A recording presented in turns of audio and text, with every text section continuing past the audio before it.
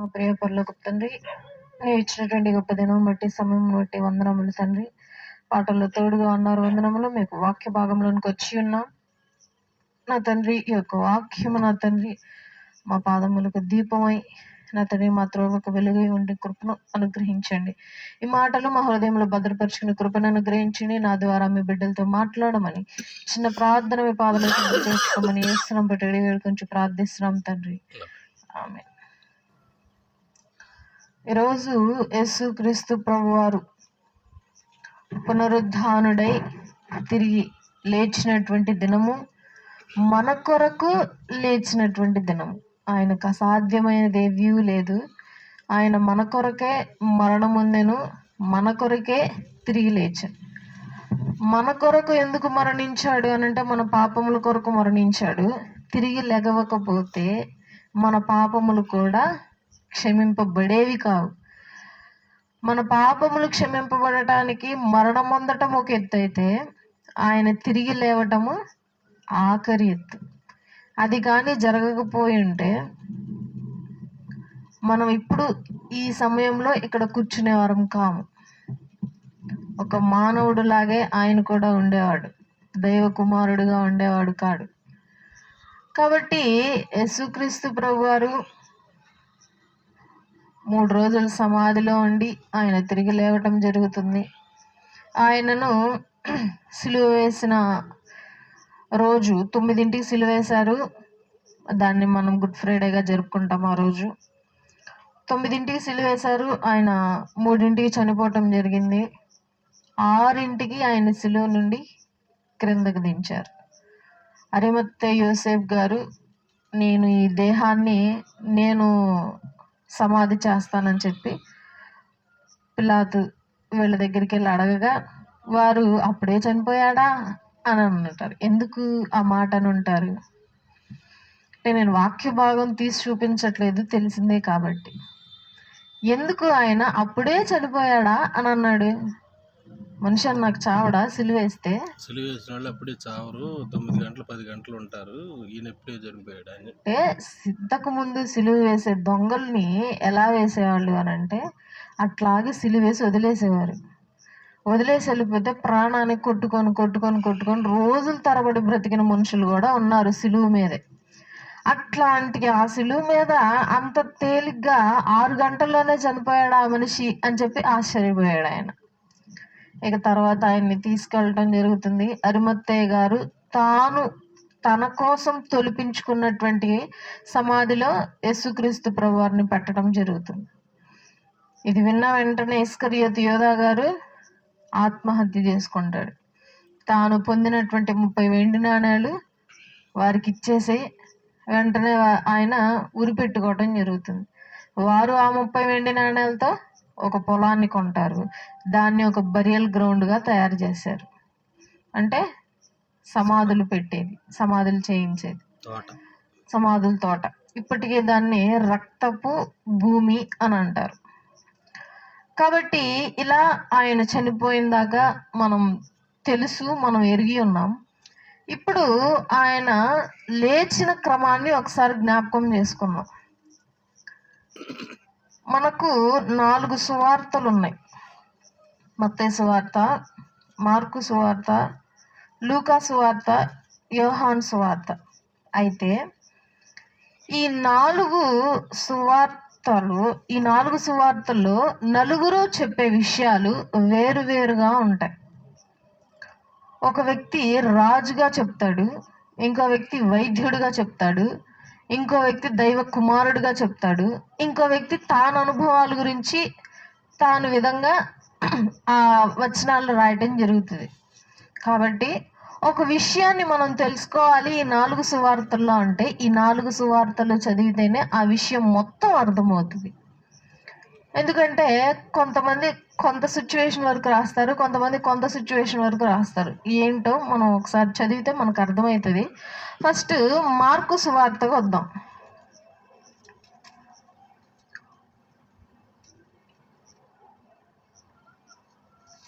Mark సువార్త 16వ అధ్యాయము 1వ వచనం చదువుదాం. విశ్రాంతి దినము గడిచిపోగానే మగ్దలేనే మరియయు, యాకోబు తల్లి అయిన మరియయు, సలోమేయు వచ్చి ఆయనకు పూయవలనని సుగంధ ద్రవ్యములు కొనిరి.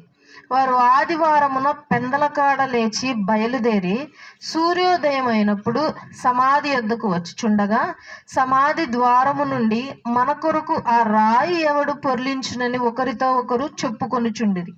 వారు వచ్చి కన్నులెత్తి చూడగా రాయి పొర్లింపబడి ఉండుట చూచిరి. ఆ రాయి ఎంతో పెద్దది. అప్పుడు వారు సమాధిలో ప్రవేశించి తెల్లని నిలువటంగి ధరించుకొని ఉన్న ఒక పడుచువాడు కుడివైపున కూర్చున్నట్టు చూచి మిగుల కలవరపడిరి. అందుకతడు, కలవరపడకుడి, సిలువ వేయబడిన నజరేయుడగు యేసును మీరు వెతకుచున్నారు. ఆయన లేచి ఉన్నాడు, ఇక్కడ లేడు. వారు ఆయనను ఉంచిన స్థలమును చూడుడి. మీరు వెళ్ళి ఆయన మీకంటే ముందుగా గలిలయలోనికి వెళ్ళుచున్నాడని ఆయన మీతో చెప్పినట్లు అక్కడ మీరు ఆయనను చూతురని ఆయన శిష్యులతోనూ పేతురుతోనూ చెప్పుడని. ఇక్కడ గమనిస్తే మనకేం తెలుస్తుంది? విశ్రాంతి దినం, ఈ రోజున ఆదివారంన తెల్లవారుజామున ఎంతమంది వెళ్ళారు? మగ్దలేని మరియా గారు, యాకోబు తల్లి అయినటువంటి మరియా గారు, సలోమేయు, ఈ ముగ్గురు కలిసి వెళ్ళారు అని కనిపిస్తుంది. ఈ ముగ్గురు కలిసి వెళితే ఈ ముగ్గురికి తెలిసింది, ఈ ముగ్గురు స్త్రీలే. మళ్ళీ ఈ ముగ్గురికి తెలిసింది, కానీ సువార్త చెప్పింది ఎవరు? మగ్దలేని మరియా గారు అని మనం చెప్తాం. కానీ ఇక్కడేమో ముగ్గురుగా మార్కు సువార్తలో మార్కు గారు రాయటం జరుగుతుంది. మరి లూకా గారు ఏం రాశారో చూద్దాం.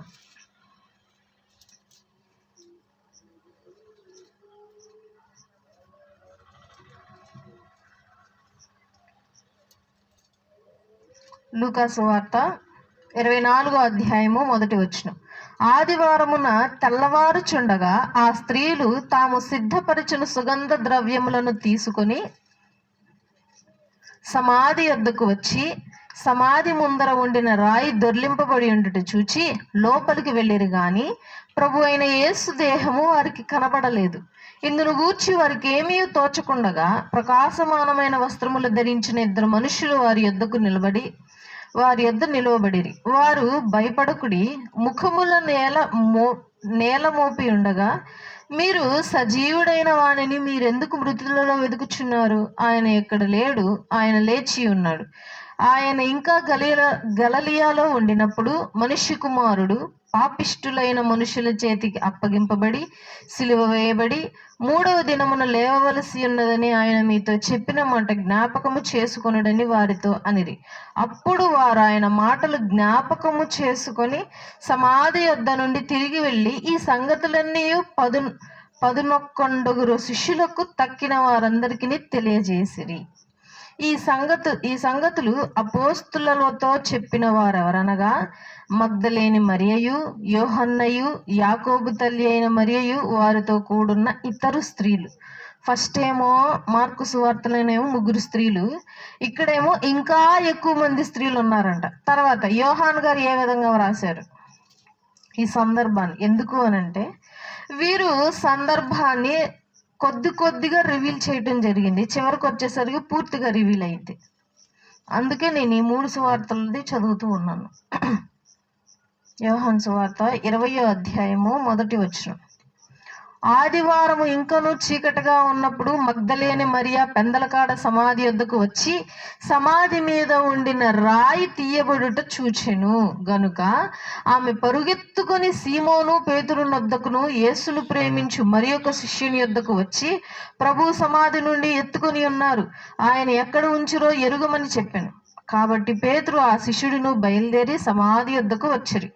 వారిద్దరును కూడి పరిగెత్తుచుండగా ఆ శిష్యుడు పేతురు కంటే త్వరగా పరుగెత్తి ముందుగా సమాధి యొద్దకు వచ్చి వంగి నారబట్టలు పడి ఉండుట చూచెను గాని అతడు సమాధిలో ప్రవేశింపలేదు. అంతటా సీమోను పేతురు అతడు వెంబడి వచ్చి సమాధిలో ప్రవేశించి నారబట్టలు పడి ఉండుటయు ఆయన తల రుమాలు నారబట్టల యొద్ద ఉండక వేరుగా ఉన్న చోట చుట్టి పెట్టి ఉండుటయు చూచెను.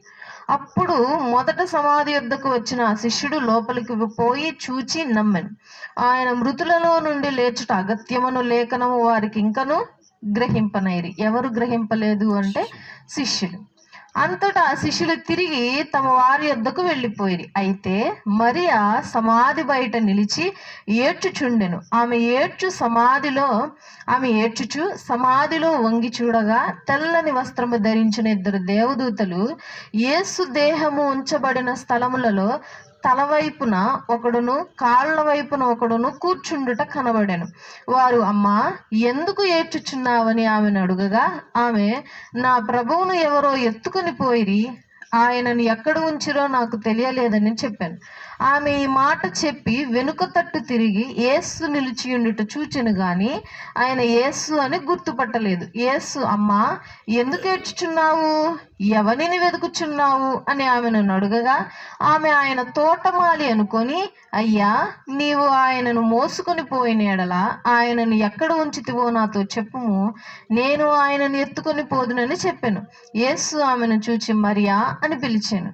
ఆమె ఆయన వైపు తిరిగి ఆయనను హెబ్రీ భాషతో రబ్బూని అని పిలిచాను. ఆ మాటకు బోధకుడా అని అర్థం. యేసు ఆమెతో, నేను ఇంకనూ తండ్రి యొద్దకు ఎక్కిపోలేదు గనుక నన్ను ముట్టుకోవద్దు. అయితే నా సహోదరుల యొద్దకు వెళ్ళి నా తండ్రియు మీ తండ్రియు, నా దేవుడును మీ దేవుడనైనా వాని యొద్దకు ఎక్కిపోచున్నానని వారితో చెప్పుమనెను. మగ్దలేని మరియా వచ్చి, నేను ప్రభువును చూచితినని ఆయన నాతో ఈ మాటలు చెప్పనను శిష్యులకు తెలియజేశాను. ఆదివారం సాయంకాలం శిష్యులు యూదులకు భయపడుచు ఇంట్లోనే ఉంటారు. యేసుక్రీస్తు ప్రభువారు వచ్చి, మీ అందరికీ సమాధానం కలుగునుగా అని కనబడతారు. సో ఈమె ప్రొద్దున సువార్త చెప్పింది, సాయంత్రం ఈయనెళ్ళి కనిపించాడు. సో ఇప్పుడు కరెక్ట్ ఏంటి అని అంటే, మగ్దలేని మరియా గారు ఫస్ట్ ఒక్కతే వచ్చి చూసింది. చూసి వెళ్ళేటప్పుడు ఈ స్త్రీలను కలుపుకొని వెళ్ళుండొచ్చు, లేదంటే ఏదైనా మధ్యలో జరుగుండొచ్చు. కానీ యోహాను గారు లాస్ట్లో చెప్పేసిన మాట ఏంటి అని అంటే, మగ్దలేని మరియా గారే తెల్లవారుజామున ఆమె వచ్చి సుగంధ ద్రవ్యాలు కొనుక్కొని ఆయన శరీరానికి పూయటానికి వచ్చింది. ఎందుకు పోస్తారు అవి అనంటే, కొన్ని రోజులు బాగుగా ఉండటానికి ఆ శరీరాన్ని పోస్తారు. ఎందుకు అనంటే, మనలాగా వారు భూమిలో పాతి పెట్టరు, చక్కగా ఒక చేయించుకుంటారు, చక్కటి గుహలాగా చేయించుకొని దాని మీద ఒక బండలాగా చేయించి దాని మీద పడుకోబెట్టి రాయితో మూసేస్తారు. మూసేసే ముందు ఇంతకుముందు ఈజిప్టియన్స్ అయితే, ఐగుప్తులు అయితే మొత్తానికి బోళాన్ని రాసేవారు శరీరం మొత్తాన్ని. ఆ బోళం ఏం చేసిందంటే శరీరాన్ని గట్టిపరిచి పాడవకుండా ఎన్నేళ్ళైనా అలాగే ఉంటుంది. ఇప్పటికీ అలాంటి దేహాలు చాలా ఉన్నాయి. వాటిని ఎవరికి ఉపయోగిస్తారంటే రాజులకి, రాణులకి ఉపయోగిస్తూ ఉంటారు. ఇలా ఆమె సుగంధ ద్రవ్యాన్ని యేసుక్రీస్తు ప్రభువారి దేహానికి పూయటానికి వచ్చి ఆయన లేడని గమనించింది. ఆమె ఫస్ట్ ఏడ్చింది. ఆమెను ఎవరైనా ఎత్తుకెళ్ళిపోయారేమో. ఎందుకు ఎత్తుకెళ్తారు ఆయన దేహాన్ని? అంత శ్రేష్టమైనది ఆ దేహం ఎవరైనా ఎందుకు ఎత్తుకెళ్తారు? ఐన్స్టైన్ గారు చనిపోతే ఆయన అంత జ్ఞానం కలిగిన వాడు ఎలా అయ్యాడు? మరి ఎలక్ట్రిక్ బల్బు కనిపెట్టింది ఆయనే కాబట్టి ఇంత జ్ఞానం ఈ బ్రెయిన్లో ఎలా ఉందని చెప్పి ఆయన బ్రెయిన్ దొంగతనం చేశారు చనిపోయినాక. ఆ సైంటిస్ట్ దొంగతనం చేసి ఆ బ్రెయిన్ తీసుకెళ్ళి ఎన్నో ముక్కలు చేసి వాటిని టెస్ట్ చేస్తున్నాడంట. ఏంటి ఈయన బ్రెయిన్లో ఏముంది, ఇంత గొప్ప జ్ఞానం కలిగిన వాడిలాగా ఈయన మారాడు అని చెప్పి. అంటే యేసుక్రీస్తు ప్రభువారిలో కూడా ఏదో మర్మం ఉంటేనేగా ఆ శరీరాన్ని దొంగిలించడానికి ఆస్కారం ఉంది. తిరిగి లేగిస్తానని చెప్పాడు కదా, అందుకని తీసుకెళ్ళారు. కాబట్టి యేసుక్రీస్తు ప్రభువారు తర్వాత సువార్త చెప్తూ ఉన్నప్పుడు యెరూషలేం దేవాలయాన్ని చూసి 3 రోజుల్లో తిరిగి కడతాను అని అంటారు. వారికి అర్థం కాదు, ఆయన కూడా సూటిగా చెప్పడు కూడా. సో ఇక తర్వాత ఇలా అయిపోయింది. మగ్దలేని మరియా గారు చూడటం జరిగింది. అక్కడ లోపలికి వెళ్ళి చూడగానే ఎవరున్నారు అని అంటే దేవదూతలు ఉన్నారు. దేవదూతలు చెప్పమని చెప్పలేదు కానీ సువార్త యేసుక్రీస్తు ప్రభువారే, అమ్మా నువ్వు వెళ్ళి నేను లేచానని చెప్పు. ఆల్రెడీ నేను చెప్పిన మాట మరలా ఇంకొకసారి నువ్వేం చెయ్యాలి, జ్ఞాపకం చెయ్యి అనగానే ఫస్ట్ వాళ్ళకి చూడగానే అర్థం కాదు. మళ్ళీ ముందు సువార్తల్లో కూడా విన్నాం, ఫస్ట్ వారికి చెప్తే వారు అర్థం చేసుకోలేదు, ఏం పిచ్చి పట్టిందని అనుకున్నారు. తర్వాత యేసుక్రీస్తు ప్రభువారిని డైరెక్ట్గా చూసినప్పుడు వారికి అర్థమైంది. ఎప్పుడు చూశారు యేసుక్రీస్తు ప్రభువారిని అంటే సాయంకాలం. అంటే ప్రొద్దుటి నుండి వారు సాయంత్రం దాకా వారు యేసుక్రీస్తు ప్రభు తిరిగి లేచారంటే నమ్మలేదు. దేనికి వారు ఏం చేస్తున్నారంటే దాక్కున్నారు. దేనికి అంటే యూదుల నుండి ప్రాణహాని కోసం తాము ప్రాణాలను కాపాడుకోవటానికి గదిలో చక్కగా దాక్కొని ఉన్నారు. ఎవరు తలుపులు కొట్టినా తీయకుండా, ఎవరన్నా తలుపు కొడితే బిక్కు బిక్కుమంటూ భయపడతాం. అయితే మనం ఇక్కడ గమనించాల్సింది ఏంటి అని అంటే, స్త్రీ సంఘంలో మాట్లాడకూడదు, స్త్రీ సంఘంలో బోధించకూడదు, స్త్రీ సంఘంలో ఉపదేశించకూడదు. తాను ఏమైనా తెలుసుకోవాలి అనంటే పురుషుని వద్ద నేర్చుకోవాలి. తాను ఏదైనా తెలుసుకోవాలి అనంటే ధర్మశాస్త్రంలో తోరా అనబడేటువంటి ఖండాలను నేర్పటం జరుగుతుంది. కాబట్టి స్త్రీ ఇంటికి మాత్రమే పరిమితమై ఉన్నది అని చెప్పి సమాజము స్త్రీని చాలా తక్కువగా చూసింది, హీనంగా చూసింది. అయితే నీ ప్రభువు స్త్రీని ఎక్కడ పెట్టాడో చెప్తున్నాం. ప్రతి ఒక్క మతంలో స్త్రీ హీనంగానే ఉంది. ప్రతి గ్రంథాల్లో స్త్రీ హీనంగానే ఉంది. పాపయోనిలో నుండి పుట్టినవారు గనుక, పాపయోని కలిగిన వారు గనుక స్త్రీలు పాపులు. గ్రంథం చెప్తుంది, ఒక గ్రంథం, పాపయోని కలిగి ఉండటం వలన స్త్రీ పాపట. ఎట్లా అవుతుంది అది? స్త్రీ ఋతుస్రావంలో ఉన్నప్పుడు ఇంట్లోకి వెళ్ళకూడదు. స్త్రీ ఋతుస్రావంలో ఉన్నప్పుడు వంట సామాన్లు ముట్టుకోకూడదు. స్త్రీ ఋతుస్రావంలో ఉన్నప్పుడు ఇంకొకరి జోలికి వెళ్ళకూడదు, పడక గదిలోకి వెళ్ళకూడదు, భర్తను ముట్టుకోకూడదు, పిల్లల్ని ముట్టుకోకూడదు, వేసుకునే కొత్త బట్టలు ముట్టుకోకూడదు, బంగారు ఇవేం ముట్టుకోకూడదు. ఋతుస్రావం ఉన్నప్పుడు ఒక మూలను కూర్చోవాలి. ఎట్లా పడతారు అన్నం కూడా, అదేదో గజ్జి తామర వచ్చినట్లుగా ఇట్లా దూరంగా తీసుకొచ్చేసరటం ఇప్పటికే ఉంది. అది ఎంతో కాలం మారుతున్నా సరే ఇది మాత్రం మారట్ల. ఋతుస్రావంలో ఉన్న స్త్రీ గుడిలోకి రాకూడదు. ఇప్పుడు కొత్తగా మనోళ్ళు కూడా నేర్చారు, ఋతుస్రావంలో ఉన్నప్పుడు చర్చి వెళ్ళకూడదు, ఋతుస్రావంలో ఉన్నప్పుడు బైబిల్ పట్టుకోకూడదు, అందుకే స్త్రీ పులిపేయటం ఎక్కకూడదు. అది పాపమా? ఋతుస్రావం లేకపోతే మానవుడి మనుగడ ఉందా? లేదు. అయినా ఎన్నైనా చెప్పు, సమాజం మాత్రం అంతే ఉంటుంది. సమాజం మాత్రం అదే పాత కట్టుబాట్లలోనే ఉంటుంది. ఎందుకు ఋతుస్రావంలో ఉన్నప్పుడు స్త్రీని అలా చూస్తారో కూడా నేను ఆల్రెడీ ఇంతకుముందు చెప్పాను. ఎందుకు చూస్తారు పాతకాలంలో అనంటే, చుట్టూరు అడవులు ఉండే. ఇప్పుడంటే చుట్టూరు ఇళ్ళు చక్కగా అడవులన్నిటి నరికేసుకొని ఇల్లు జనాలు విస్తరించారు. ఇంతకుముందు అంత విస్తరణ లేదు. చుట్టుపక్కల ఉన్నటువంటి జంతువులు ఈ యొక్క ఋతుస్రావపు వాసనకు పాలెంలోకి వస్తాయని చెప్పి వారిని గుళ్ళల్లోకి, నలుగురిలోకి తిరగనిచ్చేవారు కాదు. అవి కానీ పులులు, సింహాలు రక్తపు వాసన చూసాయంటే వచ్చేస్తాయి. ఎందుకు? ఆ మనిషిని తినటానికి, ఆ రక్తపు మాంసమును. అందుకని ఎక్కడ తిరగనివ్వకుండా ఒక చాటుగా అయిపోయేదాకా కూర్చోబెట్టేసి వదిలేసేవాళ్ళు. దాన్ని మనం ఇప్పుడు అంటు వ్యాధిలా చూస్తున్నాం. పెద్దలు ఏదో గొప్ప ఆలోచనతో పెట్టి ఉంటారనే విధంగా కాకుండా అదొక కీడులాగా భావిస్తూ ఇప్పటికీ ప్రతి ఒక్కరు పాటిస్తున్నారే కానీ ఆలోచించట్లేదు ఎవరు. నేను ఇప్పటికీ ప్రశ్నిస్తూనే ఉంటాను ప్రతి ఒక్క స్త్రీని, నా దగ్గర చెప్పే ప్రతి ఒక్కరు. నాతో వాదించలేక మేమంతేలే అమ్మా అని అంటారు సైలెంట్గా. సరే, నీ ఇష్టం, నీ కర్మ, నేనేం చేయలేను. ఇప్పటికీ చాలామంది స్త్రీలు వీటి మీదే పోరాడుతున్నారు. స్త్రీని చాలా హీనంగాను, చాలా తక్కువగాను చూస్తూ ఉన్నారు ఈ సమాజం. ఏంటి అనంటే, చాలామంది స్త్రీల గురించి పోరాడటం జరుగుతూ ఉంది.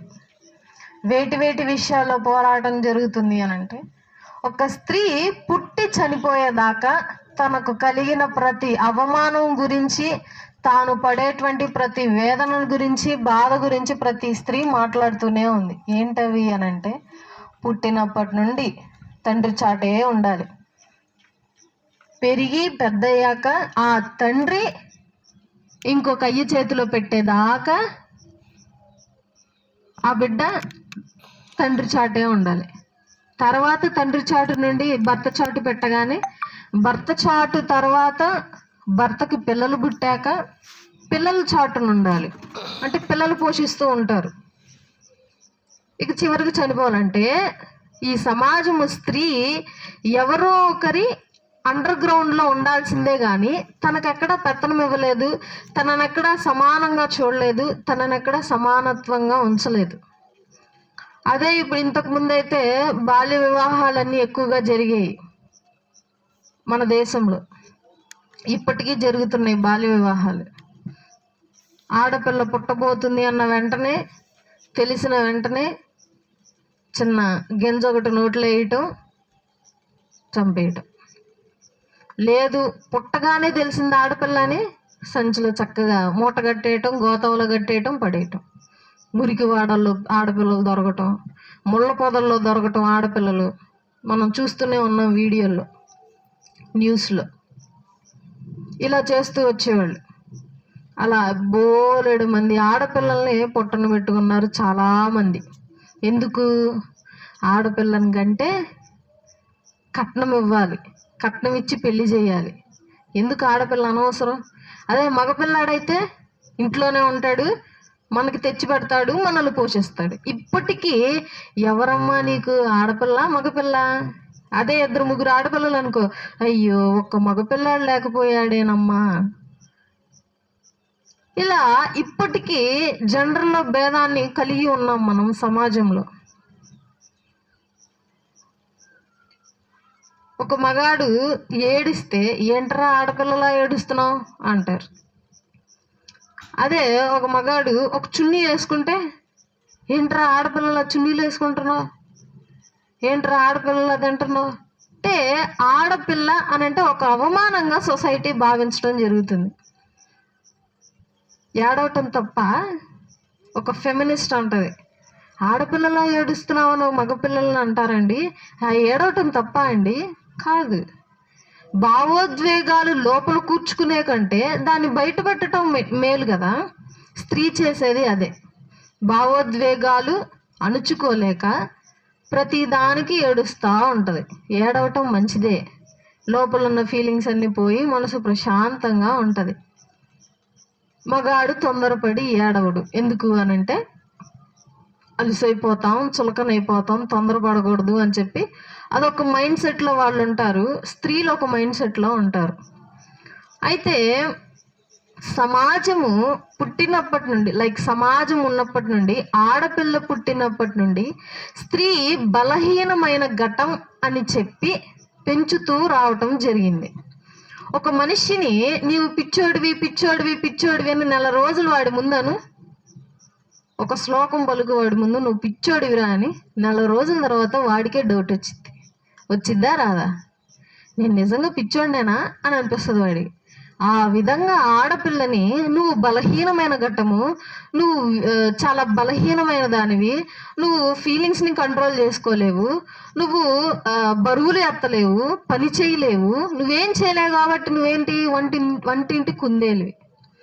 స్త్రీ గొప్ప బిరుదేంటి అనంటే ఆమె ఒకరి కూతురు, తర్వాత ఆమె ఒకరి భార్య, తర్వాత ఆమె ఒకరి తల్లి. ఎంతకు ఆమె ఎవరు? అదే పురుషుడు అతని కొడుకు,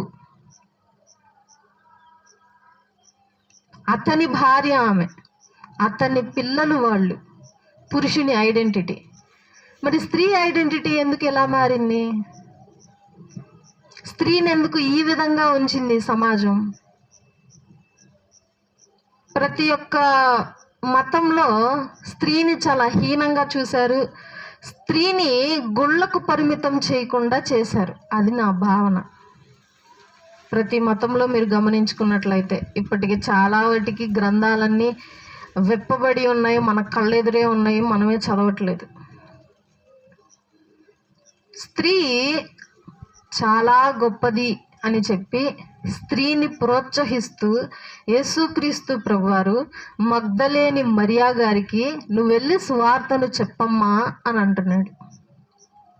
ఇంగ్లీష్లో ఒక పదం ఉంటుంది, ఇట్ అని ఉంటుంది, IT, ఇట్. దాన్ని తెలుగులో అది అని అర్థం. అది అంటే ఎవరు?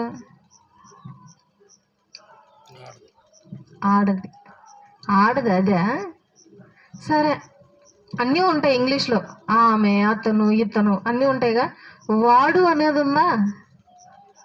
వాడు అనేది ఉందా అంటే ఉంది.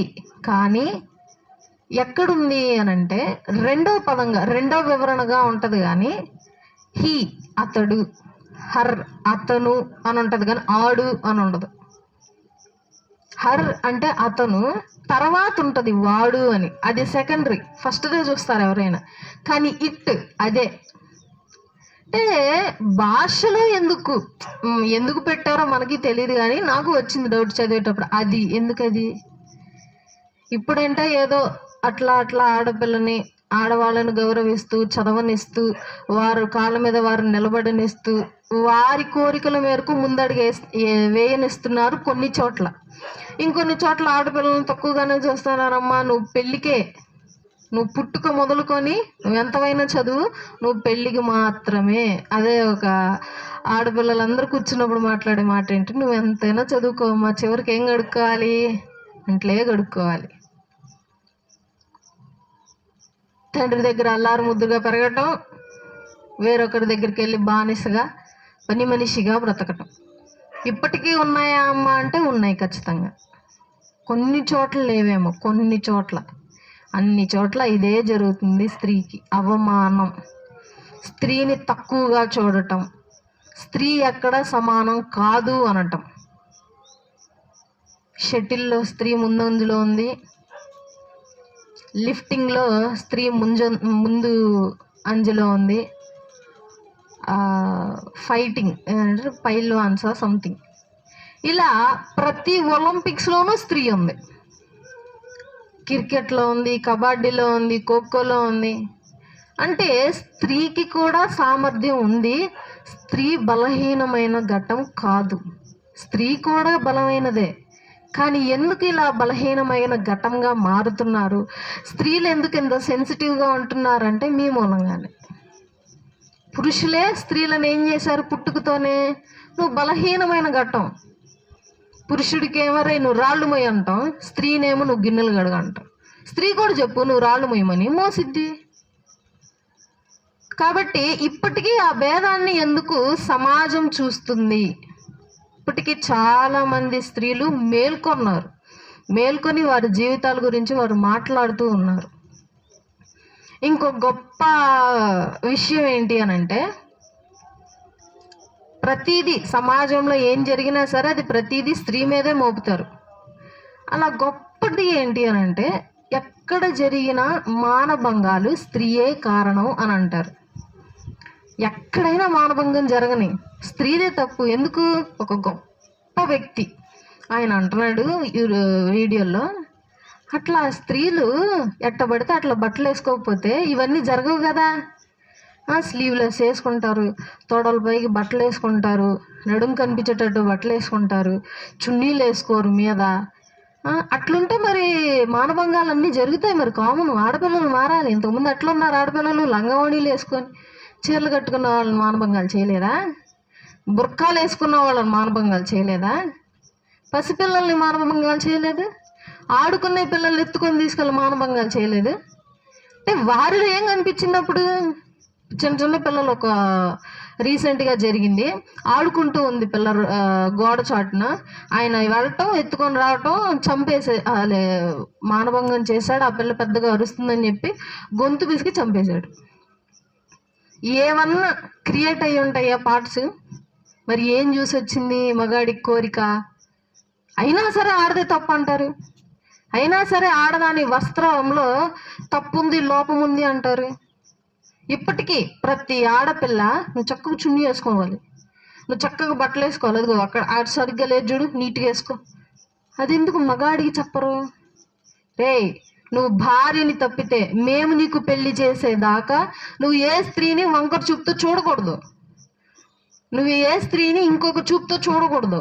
నువ్వు తల్లిలాగే చూడాలా. నువ్వు నీ కొడుకు ఎందుకు చెప్పవు, నీ కూతురికి ఎందుకు చెప్తావు? సమాజం కూతురు కూడా అంతే సైలెంట్గా నెమ్మదిగా అవగాహన లేక. ఈ సమాజం ఇంత కఠినంగా ఉంటుంది స్త్రీ మీద. కాబట్టి బాగా ఆలోచించాలి. కొన్ని మతాలు, కొన్ని దేవుళ్ళ విషయంలోనూ స్త్రీలను ఇలాగే అణగారిన జాతిలాగా ఉంచటం జరుగుతుంది. స్త్రీ లేకపోతే పురుషుడు లేడు. కానీ స్త్రీని ఇప్పుడు ఎలా పెంచుతున్నారు? పురుషుడు లేకపోతే స్త్రీ లేదు. నేను లేననుకో నీకు ఇంకెవరు లేరు. నేను తిండి పెట్టలేదు అనుకో నీకెవరు పెడతారు తిండి? ఇప్పుడు స్త్రీ ఏమనుకుంటుంది, అమ్మో నిజమేనేమో, నాకెవరు తిండి పెట్టరు, మా ఆయన లేకపోతే, మా నాన్న లేకపోతే, మా తమ్ముడు లేకపోతే, మా అన్నయ్య లేకపోతే. ఆ స్త్రీని ఆ విధంగా నువ్వు మార్చేస్తున్నావు, ఆ విధంగా మలిచేస్తున్నావు. కానీ నీ దేవుడు తన యుద్ధకు రానిచ్చి తన సువార్తను మొట్టమొదటిగా సువార్తను స్త్రీకి చెప్పి, అమ్మా ఈ మాటను తీసుకెళ్ళి నువ్వు ఎవరికి చెప్పాలి? స్త్రీలకు కాదు చెప్పేది, పురుషులకి. మనవారు, మన క్రైస్తవ్యంలో వారు ప్రతి ఒక్కరు మాట్లాడేది స్త్రీ సంఘంలో మాట్లాడకూడదు. అదే నువ్వు మాట్లాడాలనుకో, నువ్వేమైనా వాక్యం చెప్పాలనుకో, స్త్రీలు ఉన్నప్పుడే చెప్పాలి. నువ్వు ఎక్కడ చెప్పాడు దేవుడు? స్త్రీలు ఉన్నప్పుడే స్త్రీ మాట్లాడాలి, పురుషుడు ఉన్నప్పుడు స్త్రీ మౌనంగా ఉండాలి అని. యేసుక్రీస్తు ప్రభువారే స్వయంగా స్త్రీకి నువ్వు వెళ్ళి పురుషుడికే చెప్పు సువార్తనంటే, నువ్వు వచ్చి ఇప్పుడు స్త్రీలకు చెప్పాలని చెప్పి రూల్ మారుస్తున్నారు.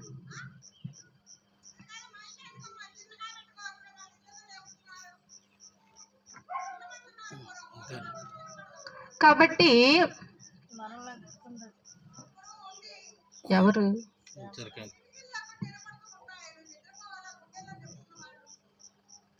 కాబట్టి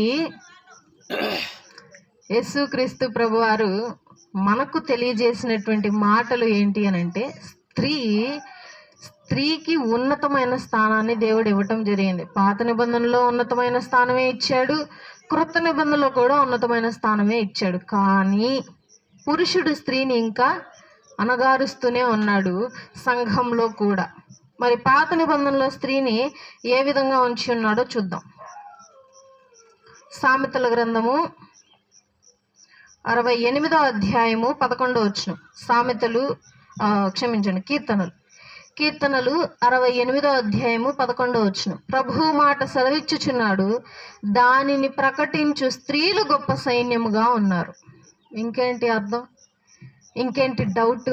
ప్రతి క్రైస్తవునికి స్వచ్ఛందంగా ప్రతి స్త్రీ మాట్లాడొచ్చు, కానీ ఎవరు ఎంకరేజ్ చేయట్లేదు. మరి ఎందుకో?